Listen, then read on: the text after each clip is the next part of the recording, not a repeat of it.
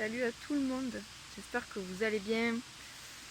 Troisième vidéo en toute transparence. Je suis dans un paysage toujours près de l'eau, comme il m'est demandé, près d'une cascade, euh, avec beaucoup de verre. Aujourd'hui, je vais vous montrer, pour vous montrer où je suis quand même, parce que ça vaut quand même le coup d'œil.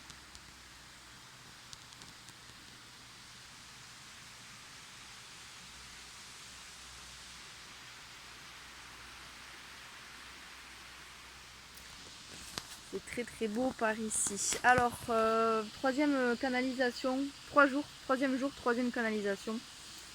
Aujourd'hui, autant les 2 premiers jours étaient simples et accueillants, autant aujourd'hui j'ai pris cher. Ouais, j'ai pris cher un peu. Mais c'est nécessaire et ça va très bien. Ça, c'est les trucs qui te remettent bien comme il faut sur la voie. Voilà, qui sont difficiles à entendre, mais qui permettent aussi de réajuster aussi. Et d'avoir des espèces de prises de conscience très fortes et qui font que tu bouges, quoi, forcément, tu vois. C'est comme, voilà, tous les gens qui disent que quand on reste dans une histoire, on est figé et ça ne fait rien de bon. Au moins, là, les prises de conscience comme ça, bam, ça te fait bouger et ça te remet un peu les idées en place, comme on dit. Alors, je vais essayer de faire une vidéo, comme je dis à chaque fois, d'une dizaine de minutes. Genre, j'ai ça, on va dire 10-15 minutes. Pareil, l'enseignement aujourd'hui est hyper riche, hyper important. Alors, celui-là, par contre, il est... Voilà, comme ça, là. Autant les 2 premiers, ils étaient cool et tout, machin. Voilà, aujourd'hui, bam, allez, c'est bon, jus. Mais bon, en fait, il parlera à tout le monde parce qu'en fait, comme il me considère comme un ensemble du collectif, du coup, ça parlera à tout le monde. Donc, je me suis. Alors, aujourd'hui, l'enseignement d'aujourd'hui, c'était d'aller tester mon esprit. C'est pour ça que je vais proche de l'eau. Il fallait aujourd'hui que je résiste à l'eau et à la froideur de l'eau en fait. La maîtrise de mon esprit. Voilà, j'étais entraînée encore plus sur la maîtrise de mon esprit. Et donc j'ai pris mon maillot et je me suis baignée avant de faire la canalisation dans de l'eau à je sais pas combien de degrés d'ailleurs. Je suis ressortie les jambes violettes.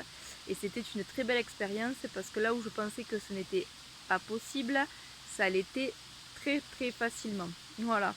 Et je me suis assise après un peu plus loin dans une forêt. Et les premiers mots qui me sont venus, enfin le premier mot qui est venu, c'est le premier mot, c'est la torpeur qui est venue aujourd'hui. La torpeur. Et franchement, je savais pas ce que ça voulait dire. Ça m'inspirait pas grande joie, mais bon, du coup, je savais pas ce que c'était. Et donc, je suis allée fouiller. Et en fait, la torpeur, c'est l'engourdissement en fait d'un corps, d'un état du mental et en fait une dissipation des énergies vitales en fait. Donc en gros c'est quand on n'a plus envie de rien, qu'on ne veut plus rien, qu'on ne sait plus où on est et que du coup en fait notre corps il est sans énergie, il s'engourdit totalement. Et, et c'est parti de là et donc du coup l'engourdissement, la torpeur, qu'est-ce que c'est, pourquoi elle est là et comment en sortir. Et bon, voilà, je vais vous lire ce que j'ai reçu. Donc, pour ceux qui passent par là, du coup, c'est un question-réponse entre moi et là-haut. En fait, l'énergie, alors je sais pas, il y en a qui disent que c'est Dieu, il y en a qui disent la source, il y en a qui disent que c'est le guide spirituel, il y en a qui disent que c'est le guide intérieur, il y en a qui disent que c'est un guide, il y en a qui disent que c'est les anges. Je n'arrive pas et je n'ai pas envie de mettre un mot sur ce que je reçois, en fait, vraiment. Je sais juste que c'est une énergie masculine, ça fait très masculin. Après, je sais pas. Ne me demandez pas, j'en sais rien. Mais en tout cas, ça fait vraiment.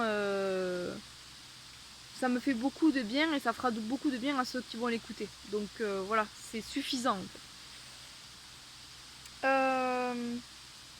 Donc la première question, c'est même pas moi qui l'ai posée, c'est lui. En fait, il fait question-réponse. Alors il y a des fois, c'est moi qui pose des questions, mais là, en fait, La question c'était comment sortir de la torpeur qui envahit peu à peu l'humanité. Et je lui réponds oui, c'est vrai. Des fois je me sens tellement vide de sens mais aussi d'énergie. Tu sais, comme s'il y avait vraiment trop de bazar autour de moi et que du coup c'était presque impossible de tout démêler. Voilà. C'est comme ça aujourd'hui que ça a commencé. Donc je vais vous lire ce que j'ai reçu. Sortir de la torpeur en cherchant les choses simples. Les choses qui vous paraissent futiles aujourd'hui sont finalement quelque chose de très important.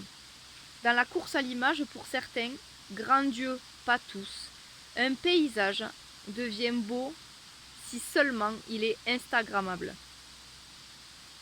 Alors qu'un paysage, son rôle n'est pas le rôle de la beauté, mais de connexion et de reconnexion au vivant.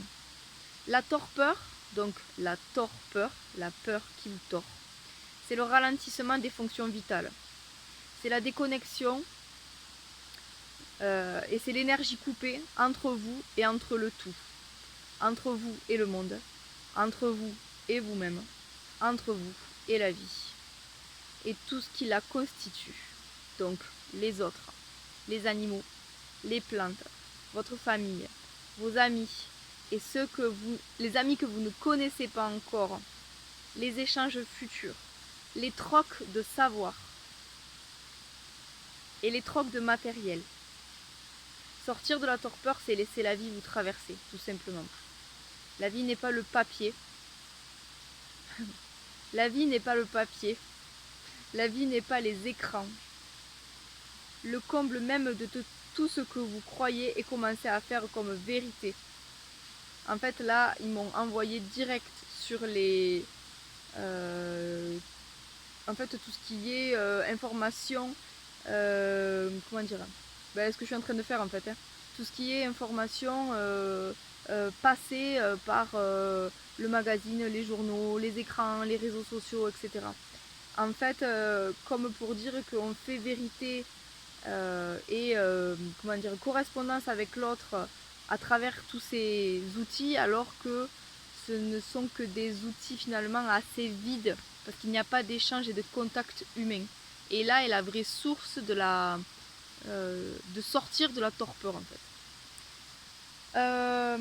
La vie n'est pas le papier, la vie n'est pas les écrans. Le comble même de tout ça, c'est que vous croyez et vous commencez à faire vérité de tout ce que vous croyez et voyez en termes de vérité, et de toutes les vérités qui font promotion, du coup, sur les réseaux sociaux, d'une existence paisible, alors qu'il n'en est rien du tout.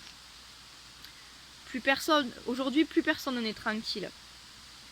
Cet appareil-là que vous tenez entre les mains, ce que j'ai entre mes mains, il engourdit vos pensées, il engourdit vos relations. Il est devenu pire qu'une maladie gangrénante. Il est devenu le mur, et je ne citerai pas de réseaux sociaux qui se servent de mur. Il est devenu le mur entre vous et continue considérablement de vous éloigner. Les relations ne deviennent que virtuelles quand l'être manque cruellement d'être reconnu. Les manques d'attention et de reconnaissance se font de plus en plus lourds parmi vous, car à travers les écrans, le mur, l'énergie ne circule pas. Demandez donc à un cheval d'amener une quantité de foin délicieux et de traverser la clôture électrique pour aller voir son ami. Avec toute sa bonne volonté, son don de nourriture ne traversera jamais la clôture pour aller jusqu'à son ami. Bien sûr que oui. En fait, il ne va pas aller jusqu'à se perdre lui-même. Et la clôture, le mur, fera que ça ne traversera pas. Rien ne traversera, en fait. Pauvre en richesse humaine, les nouvelles technologies ne sont pas obligées, mais forcées d'être obligées, sont alors devenus des thérapeutes de substitution qui, gouvernés par des personnes avides de pouvoir, détiennent des fortunes, mais aussi la plus belle partie que vous possédez chez vous, votre esprit. Lobotomisé, votre corps déformé, vous en oubliez même que vous êtes comme des animaux, des êtres sociaux qui ont besoin d'échanges réels pour pouvoir prospérer. Votre survie Là, le lobotomiser votre corps déformé, en fait, il y a eu des études qui ont prouvé qu'en fait l'être humain allait se muter et que la colonne vertébrale allait devoir changer et le cou avancer, tout ça parce qu'en fait on est toujours comme ça sur nos téléphones. Les corps commencent à se transformer, d'être en permanence sur des écrans ou face à des écrans. Et là, ding dong, c'est un peu sonnette d'alarme quoi. Voilà. Donc les corps déformés et des corps déformés, bon, je sais de quoi je parle, ça fait jamais grand bien. Vous avez oublié que vous êtes des animaux, des êtres sociaux qui ont besoin d'échanges réels pour pouvoir prospérer votre survie. Première clé, lâchez les réseaux faiseurs de beaux contes. Vous relatant des histoires tout juste sorties de contes tout à fait inexistants. Ils ne sont que le fruit d'une imagination prise au piège qui se crée une vie finalement quasi inexistante. Rapprochez-vous de ce qui circule, la vie, les lieux de ressources, les forêts, les montagnes et les mers. Choisissez des relations authentiques et fuyez les stratagèmes d'images bien faites et récalcitrantes dans laquelle certains de vos amis se sont noyés. À être seul, alors choisissez l'option d'être vrai. Être seul, oui, mais être vrai, dépourvu d'enfantillage qui ne font que pervertir votre ego en quête de gloire et en manque de plein. Mon Dieu, aujourd'hui j'étais pas content. Mais c'est très bien, très très bien. L'écran n'est pas le plein. Le plein de vie se trouve ici, où vous vous trouvez. Poussez la porte, les fenêtres et connectez-vous à tout ce qui n'est pas figé. Figé, comme par exemple les photos, des instants, des trucs qu'on publie, des trucs qu'on partage. Tout ce qui est figé est déjà mort, est déjà passé, déjà écume d'une vie passée. Choisir de laisser la vie nous traverser, peu importe sous quelle forme, la laisser entrer et la laisser nous enseigner. La meilleure école, c'est quand on y met les deux pieds dedans. Si on peut, on y met les mains, le cœur et l'esprit. Aussi, c'est alors là que nous verrons arriver le présage d'une bonne cuvée. Sans ce que vous propose la vie, finalement, vous n'avez rien. Que feriez-vous? C'est elle qui vous donne la moindre des denrées, votre nourriture, vos vêtements, vos matériaux de maison, absolument tout. Et vous vous êtes coupé de tout ceci. En espérant rejoindre finalement, vous coupez de tout ceci, en espérant quand même un peu bêtement, de rejoindre la grande immunité, et là je parle de la santé, et la grande humanité, et là je parle du monde, en fait. C'est-à-dire qu'il nous explique qu'on se coupe de tout, toujours focus sur les réseaux sociaux, sur les écrans, sur des informations extérieures. On s'est coupé de l'être humain, on s'est coupé des relations avec l'autre, alors que la vie nous donne tout ce qu'elle peut pour que nous soyons justement en vie en fait, et circulant, et en mouvement et tout ça. Et on est coupé de tout et on espère encore acquérir une grande immunité et une grande humanité. Vous voyez le délire là? Bon, vous n'avez pas le truc qu'on vous gronde derrière, mais moi on me gronde en fait. Et c'est très bien, merci beaucoup, ça me remet les pendules à l'heure. Vous possédez une grande chance, celle d'avoir des êtres solides et d'une grande amitié. Vos amis, les arbres. Mais oui, je continue un petit peu même si je vais passer les 15. Ces personnages en Hop là. Vous possédez une grande chance, celle d'avoir ses amis les arbres. Personnages en déclin, pour faute de gaspillage de matériel, ces êtres terrestres qui ne poussent que sur votre terre sont de véritables usines à bonheur.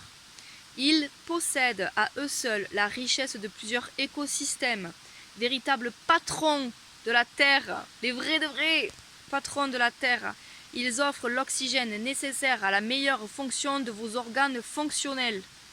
Ce que vous respirez en leur présence est comme un engrais qui fera éclore et bouturer de nouvelles petites cellules. En effet, le corps humain n'a pas besoin d'eau ou de nourriture en premier plan, mais d'oxygène. Le premier réveil, le premier cri de l'enfant, c'est le contact soufflant, la plus belle des rencontres avec la vie, celui de l'oxygène. Comment être en bonne santé et fonctionnel si vous ne respirez pas bien? Assieds-toi et fais l'expérience de ça, Justine. Regarde autour de toi. Donc là, vous avez vu où je suis. Il y a de la mousse partout, il y a de l'eau, il y a des arbres. C'est vert de chez vert. Maintenant, concentre-toi sur le vide. Regarde autour des arbres. Tout ceci n'est pas le vide. Il est rempli d'oxygène, le premier graal de l'être vivant. Maintenant, en conscience, fais plusieurs respirations et fais rentrer le plein, donc tout ce plein qu'on ne voit pas mais qui est là, dans tes poumons. Que se passe-t-il? Et là, ils m'ont demandé de faire ça pendant 5-10 minutes. 6 minutes, 5-6 minutes. J'ai mis le minuteur et j'avais pas intérêt de pas le faire. J'ai mis le minuteur et j'ai fait ce que je devais faire. Et les ressentis derrière étaient que je n'avais plus mal dans les épaules, je respirais beaucoup mieux, j'avais les idées beaucoup plus claires. Enfin voilà, c'est à vous de le faire et vous verrez en fait. Vous me direz si jamais vous avez fait cette expérience-là et vous verrez. Et donc la demande est de 5 à 10 minutes par jour.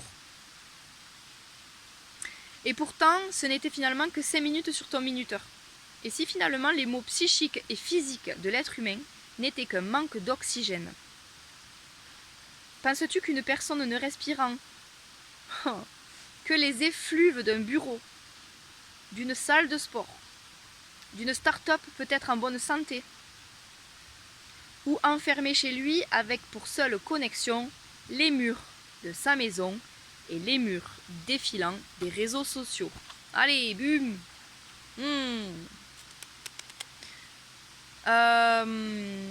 Il est purement impossible que ces cellules soient bien irriguées, bien oxygénées. La plupart des pathologies sont dues à une mauvaise respiration.